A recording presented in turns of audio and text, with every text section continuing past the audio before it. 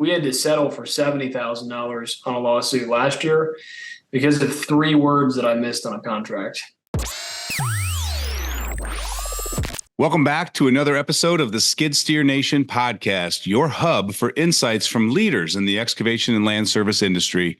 I'm your host, Ryan Deemer, and today we're excited to bring back Reese Alley. Reese is the forefront on water, stormwater, and infrastructure construction, and he's the driving force last year behind Adams and Alley. I think he's got some new things we're going to talk about today as well, too. So we're going to get the latest on his projects, what his vision is for his company, where he's heading, and all the perspectives on navigating the industry's challenge. Before I introduce Reese to the show, though, I do want to take a moment to tell you about Groundbreaking Growth.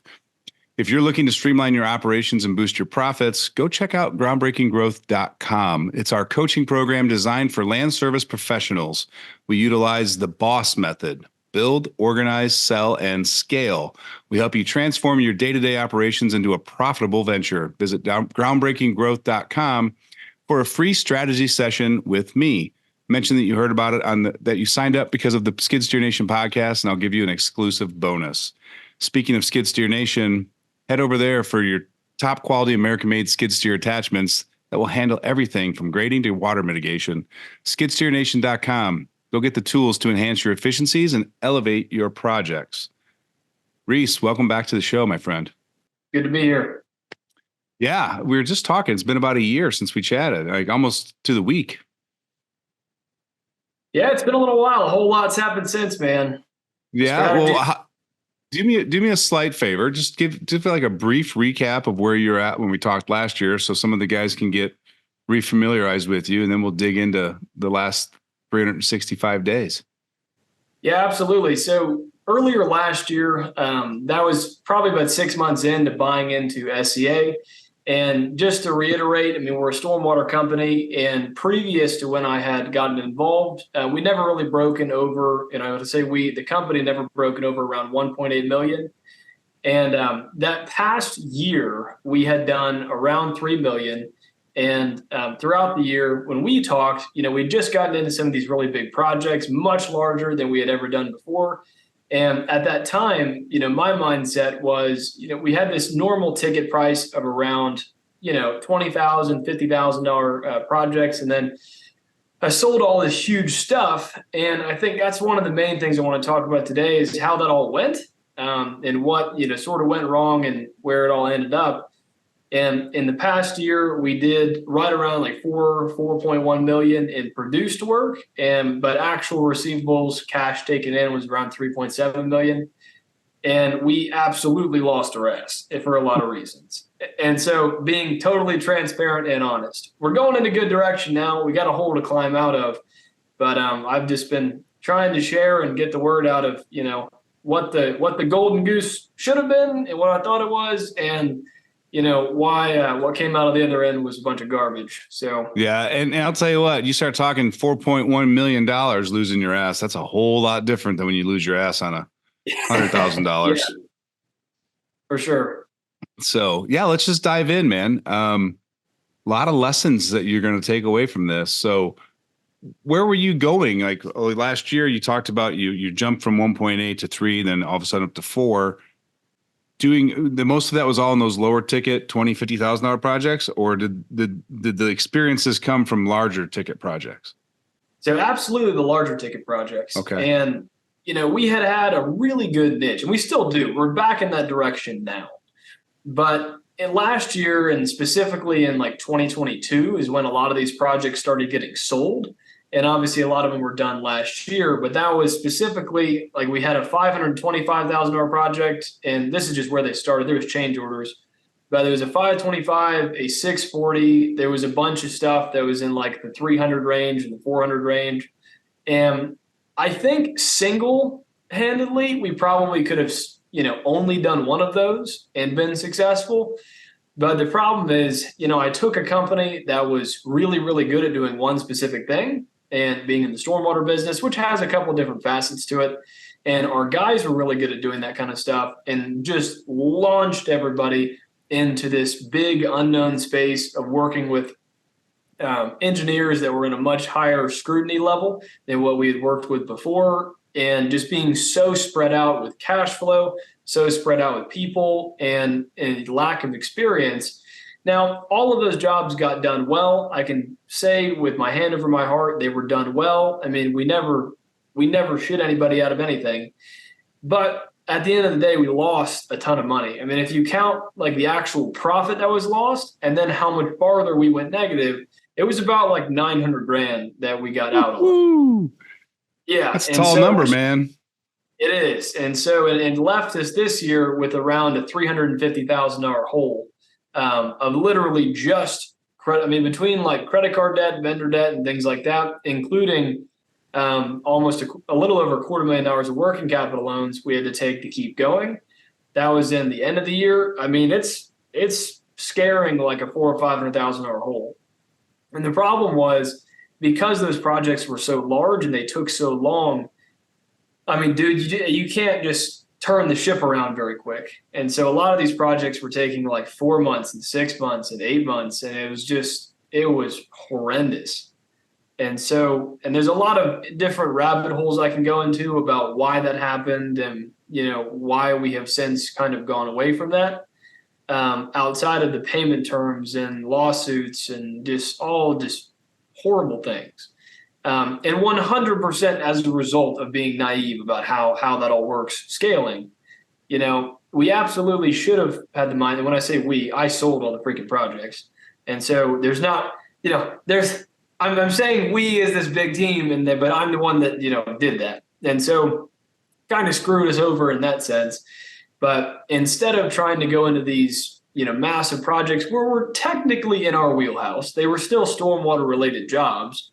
But we just did too many, way too fast. And what should have happened was I should have just doubled down on the work that we were already good at, that our guys were good at. And, I'll be honest, there was a little bit of ego and trying to do the big stuff. And, when you're getting $150,000 checks and walking into the bank, like you're, just the freaking bee's knees, and then you put it in and, deep down, there's $200,000 of payables on that 150, but you're still proud to walk in with a check, And so it would have been much more intelligent, 100% more intelligent to go, trying to, if we had done $4 million of $20,000, $50,000 drainage jobs, dude, we would have made $1.2 million. That should have happened. 100% should have happened. But it was a product of not knowing what you don't know. And now we're painfully having to pay through those mistakes, but we've gotten the ship back on the right track 100%. So. Wow. Yeah. I think if somebody has a vision of growing their business, that look of those large civil projects, you just get, rose colored glasses on and you're like, this is exactly where I want to go. And you kind of dive in and you skip a little bit of that prep work up front. Yeah. And, but guys like you, Reese, who are aggressive and want to scale and have a vision for where you want your business to go, like it's a good lesson to learn because you won't make that mistake again. No, it'll be a while before we try and do anything like that again, or at least have a ton of money in the bank before trying to go out and make a big step like that. Yeah. Or you'll dial in your contracts better. You'll break it up into phases with different, if you want to work with us, this is how we do it. If you don't want to do it this way, then we're not going negative. Yeah. 100%. 100%. So what type of work was that was different from the stormwater that you said your crews are really, really good at? Like, where did you get them uncomfortable in the field? I think from the scrutiny from the engineers was a really, really big thing. And so if you take, and we do some engineer jobs that are that small, sometimes, but it's really not that common. And so I guess your closeness to the decision maker, and then also all of the people that are saying you have to do this or you have to do that, and then you can't move forward if not. Like, I would say the absolute worst job we had last year, we went negative 200,000, but that means we also lost the 180 we were supposed to make on the job in the first place. And so if you were to count, we screwed up $380,000 that was on the table, including what we lost and didn't make. That was 100% because we had never worked with a organization. It's called Safe Dams, and we've got a project with them coming up now, but they're just a regulatory agency around us. and they are extremely particular. Now, these are on class 1 dams. They're very big structures. They're very dangerous structures. So I don't want to, throw shade in that direction. They had to do what they had to do. But the engineer we worked with was, had them breathing down their neck, and then they were breathing down our neck. And so the amount of rework and, we're compacting stuff hard as diamonds and then having to re-dig it up and do it again and do it again and do it again. And there was also a very young engineer that was on that job. And I think a lot of the inexperience with him had to do with being timid in letting us move forward with work. And so like the project manual for that project was like 120 pages long. And when we originally bid the job, I'll be very honest, like we read the manual, but it's kind of one of those things you get programmed to read the terms and conditions and you're like, oh, that's just a bunch of standard language. And it's not. And so it's basically a 120-page bullet point list of do this or die. And so that's one thing we really overestimated. And I mean, that project should have been probably like 1.1 million, to be honest with you, because it took way longer than we thought because of all that kind of stuff. And outside of just the cost of it was high.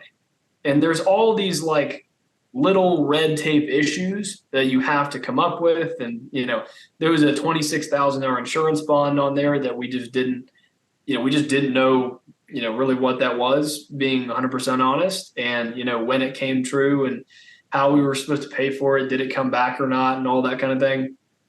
And so our guys that were really comfortable with working directly with a customer, whether that's a board of directors of a neighborhood or a homeowner, and if we have a problem, we just talk to them and then we can get it figured out. Now it was a situation where we had a problem and we had to ask the engineer if we could do something about it. And then the engineer was asking the board because we had to maintain that party the whole time. And then if all of that failed, then, or let's say we got it passed through and they wanted to do it, Safe Dams would come in as the big bad wolf and say, well, you can't do that. That's not how this works. And it was just, we got into liquidated damages. Thankfully, they didn't charge us on it. But we came up with a construction schedule in the beginning that was really far out, gave us a ton of leeway, and we still went past it.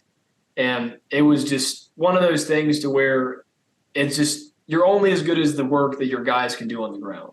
And so as soon as you start selling, as the entrepreneur, you're all creative and have all these great ideas about how, much of this you can do. And, oh, well, if I was there, I could do it in this time. Well, you're not there. Your guys are there. And so depending on the capability of your people, I way outsold the capabilities of our people at the time. If I had a different set of people, which I don't want a different set of people, our people are incredible at what they do and what they're good at. But I took them completely out of water and then tried to make them figure out something that is just way out of bounds for what we're normally used to. And so that was just the biggest thing, I think. And then between that, it'd be one thing if we had one of those projects that we were losing big on, but we had like 3 of them and at the same time, and it was just catastrophic. So you're riding the ship back to the work that you were doing before these large projects and getting back in what you're good at and staying in your lane? Yeah, 100%. And in the beginning of the year, so I and this is one of those things really, Reese, how can you be that stupid? There was a water treatment plant that came up for bid for one of our engineers. And they were like, oh, hey, this is a great way to get into, water treatment plant work, because that's what we want to be doing. And, so it has water in the name of it. Well, we can do that too. And so we ended up getting our utility contractor's license over the course of like a few months. And I'm not going to lie, we underbid it and we still made a little tiny bit of money on the job. It only took us like 2 weeks. But this was in an extremely small town, and it was one of those things to where, like, the city hall of the town is as big as, like, a Subway restaurant with a conference table in it. It is very, very small. It's dysfunctional. They still owe us, like, $5,000 from December, which they're probably never going to pay. And it was one of those things to where that was so far out of our league. And we actually as far out of it as it was, I was the foreman on that job the entire time to make sure that, I got us into it, I'll get us out of it. And we did it perfectly. Everything went great. And, there was still disagreements. And because they're a dysfunctional city, we didn't get paid like for 2 months. And on one of the jobs, the guy still owes us $70,000 from a wall we did in November of last year. And he's going to pay us, but it's just like, oh my gosh, it takes forever. And so after the water treatment plant, that was kind of the final straw of like, this is just outrageous. And so we've kind of started saying no to a lot of those larger jobs. Now, keep in mind, we've still got a 375 with the city of Sandy Springs, which is a local municipality. And then we've got a $106,000 job and then 150 we're about to start. But they've been going very, very well. They're properly bid. We learned a lot from the past, and they're much smaller than the ones from last year. And so, but outside of all of those things, we really, really put a big emphasis on doing like the really small to mid-sized jobs and homeowner jobs in specific, which I totally ran from last year. I mean, if you look at our website, I'm about to change all of it, but you'd be scared if you couldn't spend $2 million on a job is what it looks like on our website. And so I didn't attract anybody like that. And so earlier this year, I started up Google ads the same way I had in the past again. And so we've been getting, probably 6 to 10 leads a week off of that for, anywhere between $5,000 and $15,000 projects for residential. And then as well, so my business in high school, or I guess right out of high school, my drainage business. So I sold all the assets to SCA, like we talked about, I think in the first one. Yep. But the Google page is still up, and somehow it's the number one erosion contractor in Georgia still, or at least North Georgia, which don't ask me how that works, but it did a good job at least at some point. And so I put my phone number back on Google, and I've been getting two to four calls a day for hydro seeding and erosion control work off of that. And those are all free. That's 100% organic. And so between dusting that off and getting those leads and the ones that from advertising, and we've really been pushing on a lot of that stuff. I mean, our leads are probably up. I mean, freaking 70% so far this year. Category. 6 leads a week for that small of a niche. That seems pretty good. Yeah. And I've worked with the same advertising person for a long time. And so I was one of her first clients years and years ago. But so we kind of just dusted off the ad sets that we had in the past that worked really well. And I mean, it also is very niche. And so I've got a lot of friends that are in landscape that's really hard to get that amount out of the budget that we have. And we're spending like a couple grand a month on ad spend. And we've been getting great results from it. That's fantastic. I still say, Google's quite the power horse if you can figure out how to get your business ranking locally in the map pack and have a dialed in profile and then invest a couple dollars in some ads and test some copy. Absolutely. Yeah. I don't know, Reese. I just find that most guys, they try one ad. They go erosion control, Peoria, Illinois. And they're like, nobody called. This Google sucks. And I'm like, no, you got to try a different one and a different one. And eventually you'll find, you got to keep testing some of the wording. You do. And as well as like, you could put the same ad sets on Google and have a decent landing page, but relative to how good your actual Google page is and how well you're ranked from an SEO standpoint, it all plays into effect. And so you have someone that puts an ad out, like you're saying, and they tried $20 of ad spend and didn't get a call, or they got one call and they wanted, you're doing drainage and they wanted plumbing inside their house. And you're like, none of this works. Yeah. And you just put it all down, and you just have to have someone that knows what they're doing and, keep trying it and go forward. But it's a process like anything else. Yeah. Just like you charge a very fair but premium price for your stormwater services because you're a specialist in that niche. Don't be afraid to spend a fair amount of money with a specialist that knows how to do online advertising.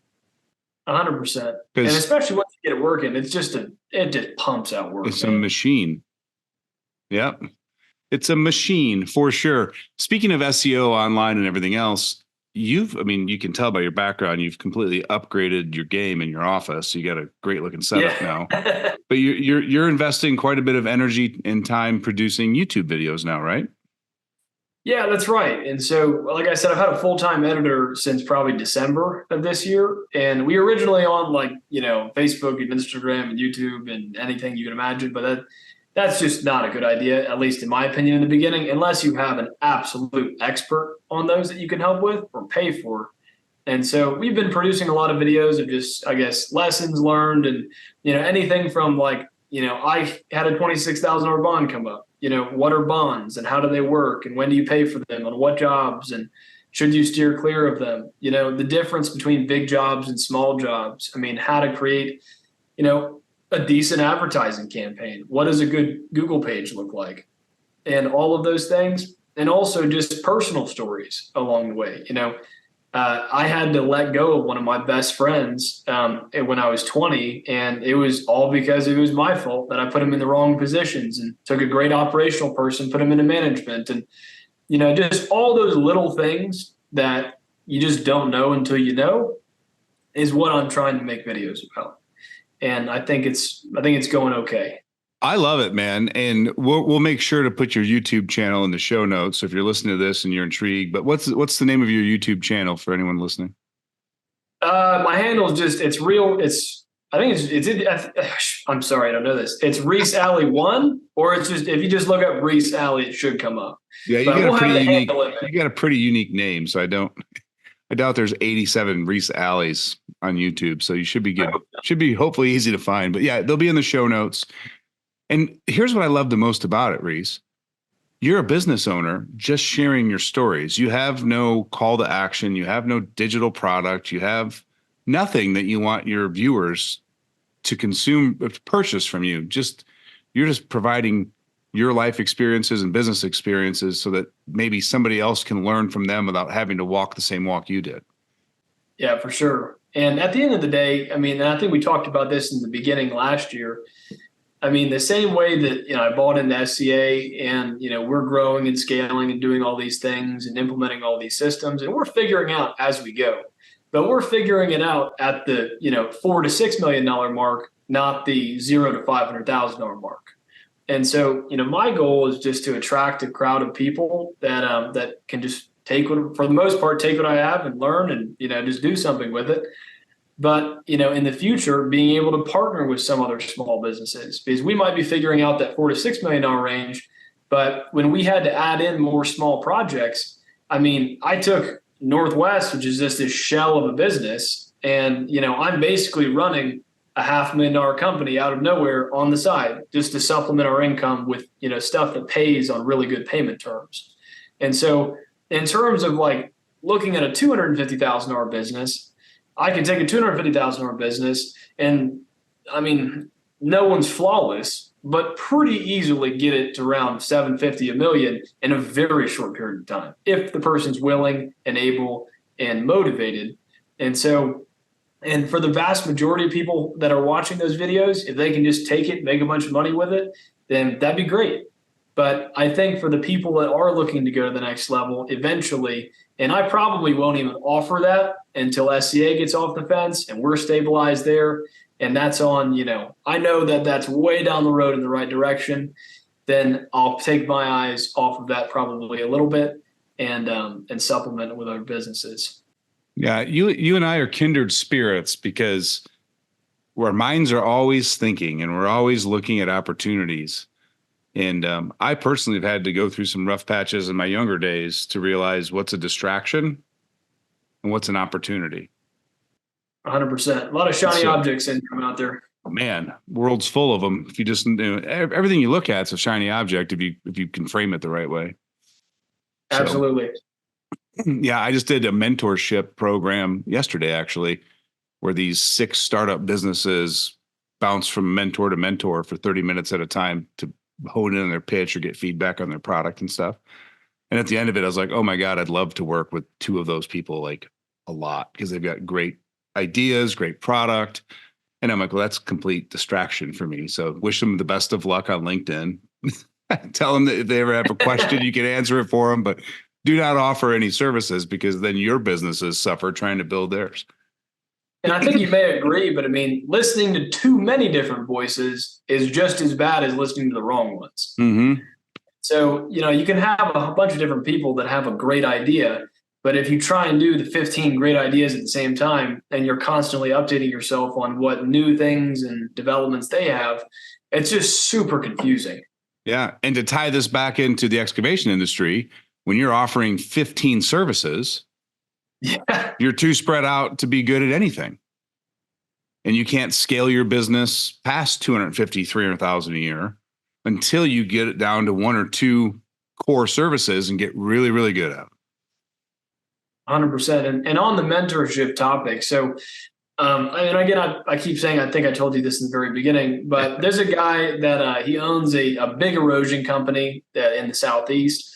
So he did 55 million last year, and keep in mind, he's maintaining like a 30% margin at 55 million.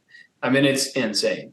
And so I've done his logos. He does this theme every year for his business where they print shirts, and it's just something to think about, And when I met him probably 5 years ago at this point and asked him advice for the first time, the year after that, I've just done I'm not a graphic designer or anything, but I hire a graphic designer, and then I, take all of his feedback and work on this for him every year for free, just to have an excuse to follow back up with him. And, although I can't offer him anything, it's just something that I can do for him where, I'm putting some points in Reese's court, You appreciate the relationship and being able to talk to him and get some insight when you need it.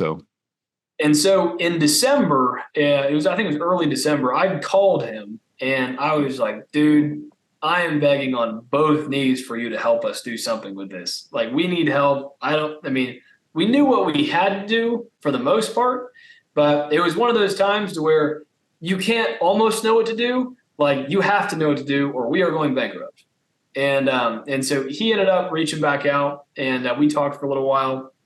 And so the last couple months, he's agreed to basically meet with us once a month and go over all of our financials, our strategy, and basically kind of take us under his wing and treat us as one of his offices. He's got 13 offices that make up 250 employees, and so around the Southeast. And so basically, he's just treating us as an office. And so we reshaped some of our financial reporting to what his offices are like. And he's doing all of this for free. And so, which is just incredible. We paid $45,000 for a coaching session for 3 days last year. And doing that compared to getting this free few hours a month that he's willing to give us is just something that's absolutely priceless. And it took 4 or 5 years down the road to even have something to show him that made sense for him to look at. But I mean, in terms of doing that, we're going to really be listening to his voice, his leadership, and doing the best we can to, manifest whatever he's telling us, because obviously it's worked 13 other times in all of his offices. He's created a duplicatable process that has proven to work. So why wouldn't you just mimic and adapt it into your business? 100%. So we're done with my ideas and my partner's ideas. We'll listen to somebody else for a little while, and it's accountability as well. So I'm telling you, getting the freedom to be an entrepreneur is amazing, but not having that accountability to a boss, a manager, or company owner, you got to be disciplined to have self-accountability. Yeah, and it's really easy to just go down too many rabbit holes, and you're always getting up in the morning and thinking about the most important thing to do. But even just having a mentor or someone that's accountable, where it's like, okay, guys, you talked about getting these goals done last month. What happened? Like, where are we at? What are we doing? Because as the business owner, if you don't have anybody to be accountable to or report to, you can mandate and set things, but there's not really any consequences emotionally or from a social standpoint if they don't get done. Right. And I think that can get away from a lot of people, and it certainly gets away from me and my partner sometimes. Yeah, what I find is there's always like one area of the business that's my least favorite, and I will make excuses of why I need to work in a different area of the business just to avoid it. And then it gets to a point where you can't avoid it anymore, you're behind, or things aren't working right. And then you do the work and you're like, well, shit, that really wasn't that bad. Why was I avoiding it for the last 2 weeks? Yeah, 100%. You know, 100%. I'll guarantee there's a lot of guys out there with an envelope full of receipts, and they're avoiding organizing those and breaking and categorizing them out. And then when they do it, it'll be like, oh, that wasn't that bad. It's really funny you mentioned the receipts thing. So that's been something that we have been really bad about uploading receipts and accounting for that. So we have a really, really great accounting lady that works for us full time, and we got her off a big concrete company probably mid last year. And so she was a financial controller, job costing person at a $100 million concrete company in Atlanta. And we got her off that company. She's been great, but we've kind of been wasting a lot of her potential because we've been so bad at uploading receipts. And so, she is trying to reconcile the books and do all these things. And, the receipts are here, they're there, they're everywhere, they're gone. And it's just impossible. And so a couple weeks ago, I asked her, I was like, all right, we've all been saying we need to upload receipts. And so I asked her to put together a chart of everybody on the team that has a credit card and then send out an email to everybody in the company where everybody can see everybody's numbers of the total amount of times that they swiped their card and the total amount of missing receipts they have. And so I can see how much the other guys are missing. They can see how many receipts I'm missing and so forth. And I'm not going to lie, I was right there with the guys in a couple areas, embarrassingly enough. And so, but we were missing like 120 receipts and out of like 300.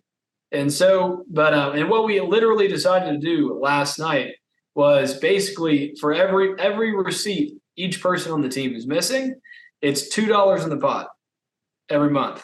And so if you're missing 50 receipts, that's $100 that's in the pot. And then we're going to end up just going out to eat with it and, get pizza or something. But having a team accountability is how I think we're going to solve that problem. And so you're absolutely right. I mean, you've got to have that accountability because your accountability is actually coming from your employee, the CPA bookkeeper. Yes. Like that's your reason, like, oh, I got to get this done because I'm affecting her job. And then you kind of gamify it with that chart going, hey, who's leading and getting receipts turned in, who isn't? And then, nobody wants to be the low man on the totem pole. No. So I think it's a great idea. Very good idea.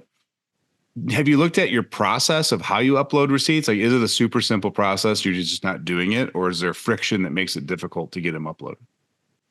It's pretty easy. So we do everything on Google Drive still. We don't have some super expensive monthly subscriptions or something.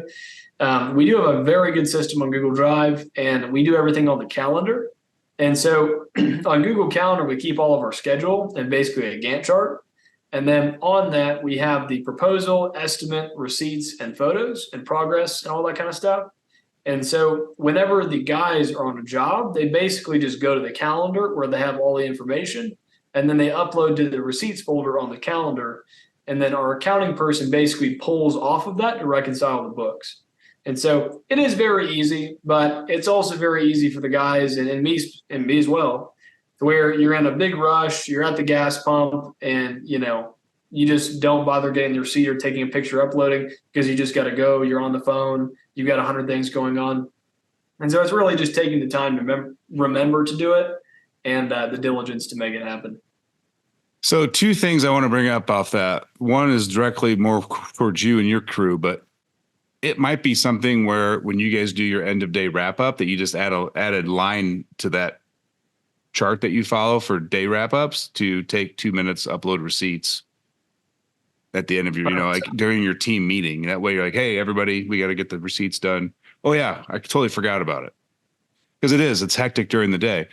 Second thing is, if you guys are out there listening and you're feeling really unorganized, like I just set up an excavation company on Google Drive, and you could see the weight fall off his shoulders because he now had a centralized location that was accessible to him in the office and in the field.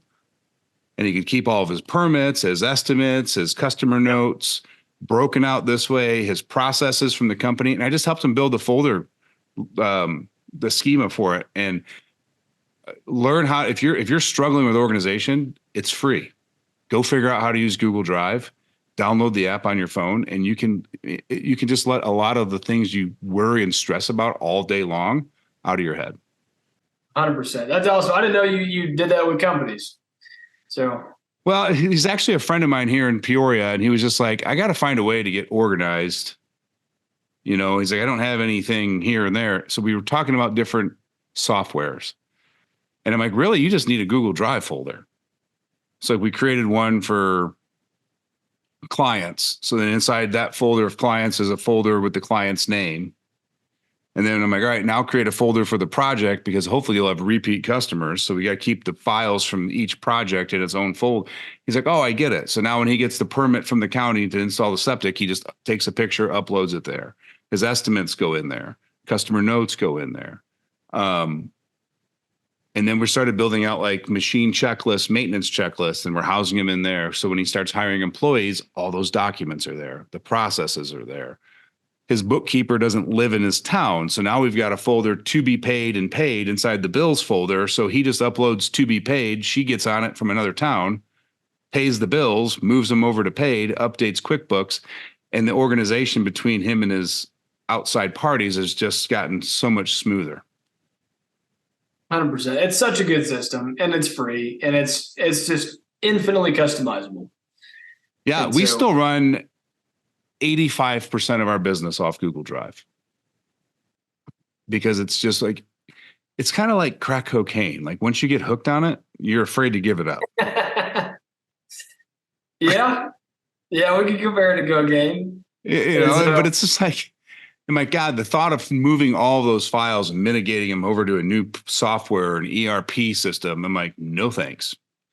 And this works. We've got team members in other states and another country, and it's fluid.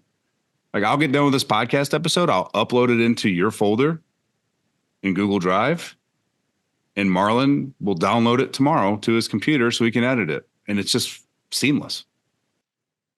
Yeah. And even with the editing guy that I have, it's the exact same thing. It's a different Google Drive than SCA, but it's the exact same system. Yeah. And so it is the exact same system. And all of our estimating books are also on Excel as well. And so our Google Sheets.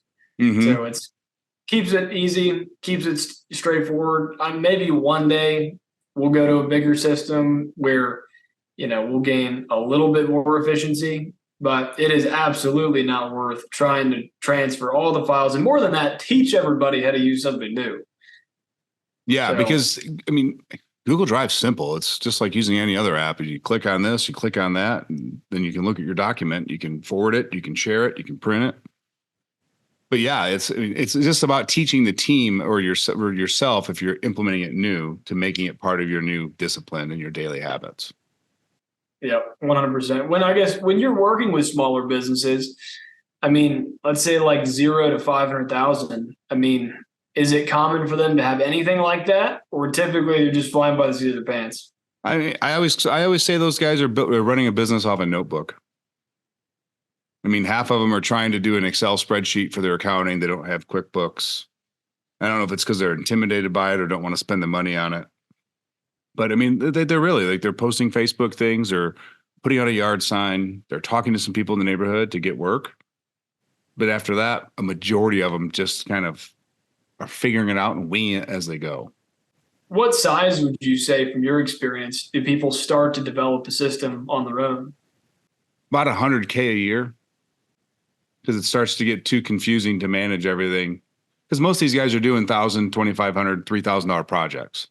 So when you start getting 30, 40, 50 projects, it's really, really hard to keep that track of all that stuff. But if you're doing 3 projects a month for 10 grand, I guess that is $100,000 a year. But most of those guys, they just kind of figure it out. But it's amazing how many people you meet out there that have the desire and the drive and the skill to do the work, that invest all the money in this equipment with no vision, business plan. There's like, yeah, we'll do excavating services. That's a huge island that, what do you do? And, the next thing you know, there's $150,000, $200,000 truck, trailer, equipment, attachments. And they're like, shit, I need work. It is up to you quick. Yep, it does. And it's crazy, Reese. You're very structured with your business approach, so this makes sense to you, but we just take a big step backwards, develop the personal values. Like, what are your values? What do you stand for? Who makes you you?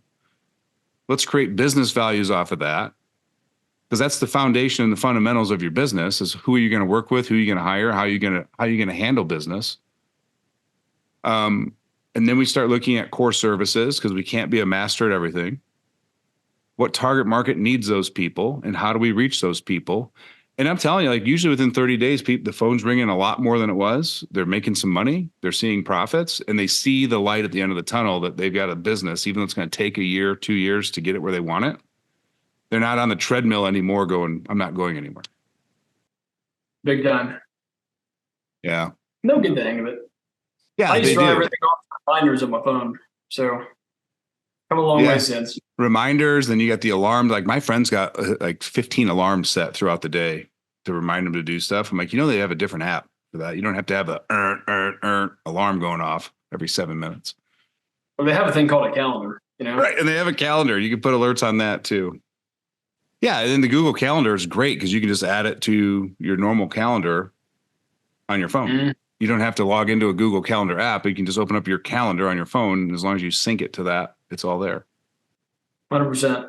So, yeah, because Kim works off of Google for my calendar, adding and deleting and arranging the calendar of the day and the events. And then I just work off my phone. I never look at Google Calendar on a desktop. But because it's synced, they just do whatever the other one does. Yeah. I mean, it's all you need. Yeah. I mean, yeah, one extra step for free beats $100 a month in some fancy software you'll never touch 90% of the features anyway in most of those softwares. No. I had Element for a long time and it was just too cumbersome. I didn't have the office staff for it to maintain it. And I also thought the proposals that it put out were really, really technical and hard to understand for the customer. Yeah. So.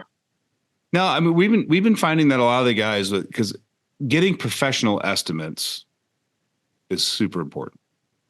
Very few people have the skill set or the vision to like hire a freelancer or to build an Excel version.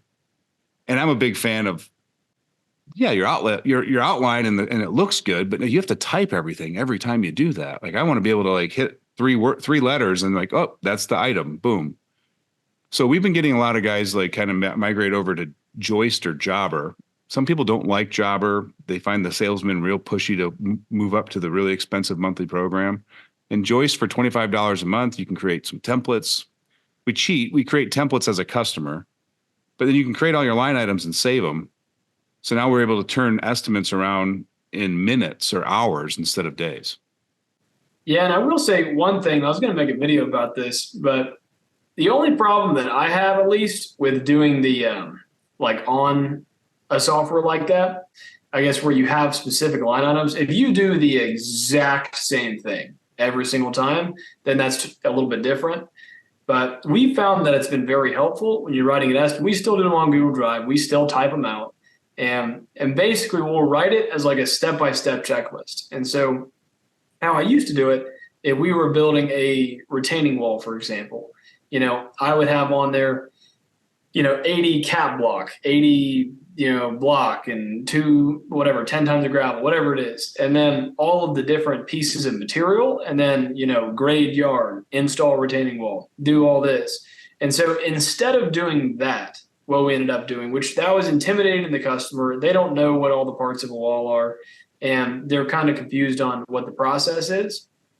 What we've been doing for a long time is basically, instead of doing that, we'll say, use skid steer to excavate side yard and then dispose of dirt in upper yard, grade out and smooth. And then prepare footer, use hand tools to dig up footer, compact soil, insert gravel, do all these things. And basically like an instruction manual. And it does a couple of things.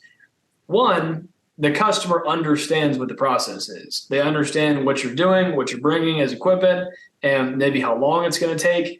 And then when they see it happening, they're connecting the dots of, oh, this is what I'm paying for. And then second of all, it is an instruction manual for your guys.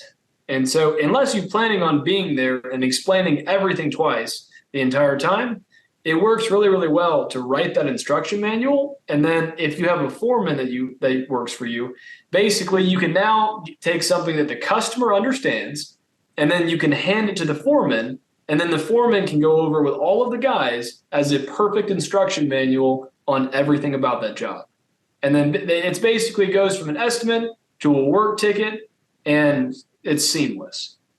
And so it takes a little bit more work, but we've had really, really good luck with that as far as bridging the gap in understanding between the estimate and then the production of the job. Yeah. So the little workaround that I'm doing to help guys save time is to use ChatGPT, the AI large language model. Yeah. And I say, hey, we're installing this. Here's the steps we want to do. Can you write it up in clear, easy to read bullet points at a 6th grade reading level? And at 6th grade reading level, it makes it easy so everyone that doesn't do work can completely understand what you're doing. But yeah, I love your step by step because there's value in every process, every step of the process. And if you don't tell the customer what those steps are, then you create doubt or wonder or uncertainty. And if you get a bid with all those steps you just talked about, removing this, doing that, skid steer here, wall placement there for this price, and then you get one that just says retaining wall and it's $1,000 less, there's a lot of questions with that. Mm-hmm. There's 0 questions here. I'm just going to pay him the extra 1,000, then I know it's done right. 100%. Yeah, you gotta quit. You gotta actually remember there's value in everything you do for the work that you do, because sometimes we do it so often we just forget that's valuable. Yeah, and also, do you work with companies on how to write contracts and agreements? Obviously, neither of us are lawyers, right? But how many questions do you get about the contractual side of things? That's an area that we got absolutely freaking screwed over last year on. Yeah, I mean, I get a little bit. Most of the people that are calling us for assistance in the program aren't quite there yet. Yeah. Like they're still under $500,000 in sale. They're not going after subcontract jobs with large civil companies or municipalities. We do get some people asking about that. And then at that point, I think I've got a checklist on my Google Drive of just like, hey, I'm not an attorney, but these are the absolute things that you have to have in a contract. So when you go talk to an attorney, make sure that his contract that he works with covers all of these areas. And I've just kind of compiled all that from a lot of conversations with guys like you that have contracts. Well, very good. Yeah, change work orders. What's that mean? How's that look? And what should be in there? And I think a basic contract, like you could make a super simple contract using ChatGPT for residential work, just to kind of have something to bind them to it. But it's when you start getting into like the projects you were talking about, 600,000, and you're working with 3 other companies, like those contracts can make or break you. 100%. We had to settle for $70,000 on a lawsuit last year because of 3 words that I missed on a contract. And so it was just one of those things to where we had a liaison. We thought he was going to communicate that, and he said he was, and then he got kicked off the job, and then they wanted the project for less, and they were right on the contract. I mean, it's on paper, they were correct, but that wasn't the communication. But it's one of those things where you trust that and think it's not going to come back, and it does. But we put an attorney on retainer in like November of last year, September, November, and that's been a whole roundabout education. Yeah, I mean, you definitely have to plan your growth. And the moment you want to get outside of like light commercial, working with some home builders, digging a foundation or doing some grading, you want to start getting into like city sewer and some larger projects, like it's time to have the money set aside to have an attorney on retainer. Because just like you said, like 70 grand like that, just because of 3 little words. Yep. It hurts. Back to what we talked about, right? Be an expert in your field and hire experts in the field you need. Yes. Yes. I mean, it takes a village to build a business. And if you can put the right people and the right experts as you need them, you can, sky's the limit as far as where you can go. 100%, man. 100%. Yeah. I have to remind myself who, not how. I don't have to always figure out how to do something. I need to figure out who I know that can do it. Because I don't need to learn another thing to run my business. You just keep doing what you're doing and fill in the Yeah. gaps with that. Like, I don't need to learn how to write a contract. Yeah. But Same thing with right, editing. yeah, editing. I've never even touched editing. Like, you can tell when I do a post in our social media and when my team does a post, because I look like a fifth grader did it. Holding the camera backwards and, Well, it's just like, we need to add text on that. And I'm like, well, I don't know how to do that. So then it's just like, well, if I'll do this and I'll take a screenshot of the reel, then I can use that. I'm like, it's like a fifth grader doing it. I have no idea what I'm doing when it comes to editing and making graphic. I know what I want. I just don't know how to do it. Yeah. We are on the same page there, my friend. Yeah. So. And I see no reason in learning how to do it because I can hire it out. I tried to do that earlier. If you all go to the very back of the YouTube channel, you can see which ones I edited and which ones now. Philip is my person now, and he does a fantastic job, especially in the shorts we've been rolling out. But it's very obvious where the crossover was between me doing it and somebody else doing it. So. Yeah. And we look at it, and I think this is a great way of like looking at everything in your business, not just making videos for social media. What's the impact? Like, is it the quantity, the quality, mix of the two? Is it just something you need to do? And how much time do you want to invest in it? And what's the return from that investment, right? I think everything should have a time investment and a return on that investment. So for us, the long form podcast is where we spend a majority of our editing, like for the podcast, making sure that it's right. We like all that. We're writing the show notes, writing the email, writing all the copy. We actually went and found a software that we can upload the video to, and it spits out 30 short videos that I can then edit, start, stop, point, and a few other things in 5 minutes. So instead of spending 20 minutes to make one short video from this long form video, I can spend 5, get 30 of them. He can go through, change, start, stop points. I'm not looking to get 1 million views, right? Like, we're a really niche subject, business ownership and excavation.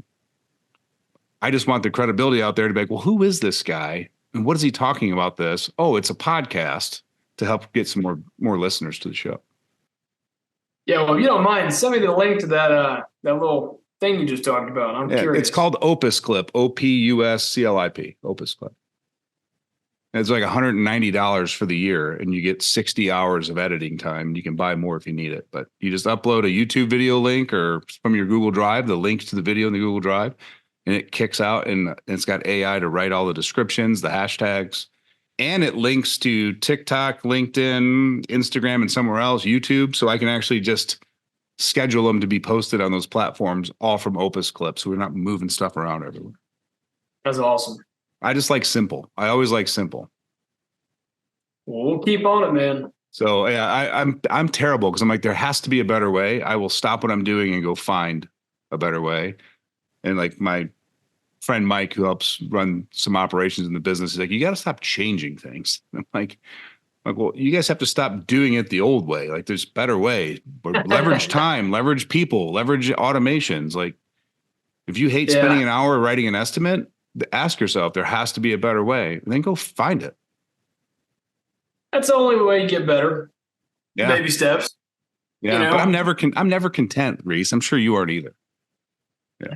No, it'll be a while till that happens, I think. I remember when an advertising agency got our leads for the manufacturing company I used to run that made skid steer attachments. We got our Facebook leads down to like $6 a lead, and they were excited. And I'm like, you can get it down to $5. And then they got down to $5. I was like, we can get to $250. And they're like, you'll never get to $250. So I ended up firing the company and took over Facebook ads and learned it myself. And I remember the day I sent her an email saying, just want to let you know my leads for last week were $1.97. Because I'm like, I can get it to $250. I just had conviction. I'll figure it out along the way. Well, that's very cool, man. It'll be exciting. Maybe we can do this again in a year and see what else. Yeah, we'll do the annual Reese check-in. Yeah. And hopefully next year we're talking about the gains and not the lessons and losses. Yes. But I mean, I wouldn't say last year. I mean, we definitely lost our ass 100%. Yeah, we did. It would have been cool. Maybe there's another comment there. I could have said we lost $1 million, but no. But I think there was also a lot of gains. I think personally, I mean, from a personal life standpoint, I did really well. And so I think the business, sort of went in the garbage can. We grew a lot, we got to learn a lot of lessons, but that wasn't the only thing that was good, I guess. And so I think recognizing both of those things is important as well. It is. And what you're saying really, and I think guys need to hear this, we set these goals, we have these visions of where we want to go. And before we reach the goalpost of the goal, we move the goalpost farther forward. It's just human nature. So you have to stop and turn around and look backwards to see how far you've come in your journey. And that's when you can act like what you were just saying now. Like, it's been a great year personally. You stopped, reflected at the last year, and you're just not always looking forward and moving the goalpost on yourself. 100%. And just recognizing what other things happen outside of business that actually made a difference as well, Yeah. Like, I remember the year my father was sick and I was his caretaker for 7 months, and I was like, it was 3 hours away and I was there 5 days a week. Like, when I look back on that year and I'm like, because of the systems we had in the business, we didn't grow. We might have went down a little bit, but we didn't close. If I would have built this business the way I did when I was in my 20s, well, I would have had to close it because I was so busy with them. So like, what's success, right? 100%. Someone would say, oh, your business went backwards last year. I'm like, yeah, but I only worked 4 hours a week because I was taking care of my dad and like living in their house. And so I would call that a win because it was still operating. 100%. So cool, man. Well, Reese, thanks so much for coming back and reaching out. Sorry it took so long to find that message. It ended up going to a software we use for managing some things, and I never saw it. So I felt bad when it came through. So perfect, my friend. Anything you want to finish the show with?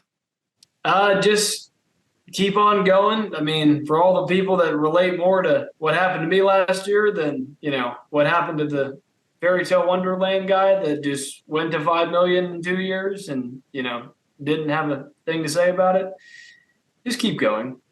I mean, you will get it. I assume we can turn the business around 100% in about, by the end of the year, and get out of the hole that we've dug and get some working capital in the bank and get on down the road to 5 and 6 million. And so I'll definitely be honest about it next year. So, yeah, I mean, the road's bumpy in business for everybody, even the guys that are doing really well. The only way that the dream goes away is if you quit. Amen. But I'll share the journey on YouTube. We got a playlist going up for little video journals. And so I've got like 102 pages of personal journals since I was 16, but we started doing a video and made a playlist on YouTube. Awesome, man. Well, check out his YouTube channel. It's in the show notes. Google, search Reese Alley. And I love it when guys are raw and transparent and true. Even like, it's easy to do that when the times are good, but true character stands and shows when they do it when the times are bad. So I appreciate that. Appreciate you. And thanks for coming on the show again. You as well, man. Certainly appreciate it. Awesome. Guys, if you're struggling in your business and anything Reese talked about resonated with you, head over to groundbreakinggrowth.com. Book a discovery call with me. I guarantee you, even if we don't work together, you will walk away with some action items that will make you a better business owner. Groundbreakinggrowth.com. Until next week, stay dirty. See you guys.